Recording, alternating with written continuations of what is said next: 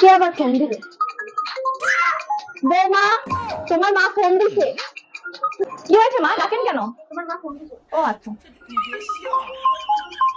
Hello মা। মা আছি, ভালো আছি। তোমরা কেমন আছো সবাই? হ্যাঁ আছি, ঠিক আছে, সমস্যা নেই। গো, ভালো লাগতেছে না। আসবানি মা, আসবানি, সমস্যা নেই। হ্যাঁ, কি যে করবো আর।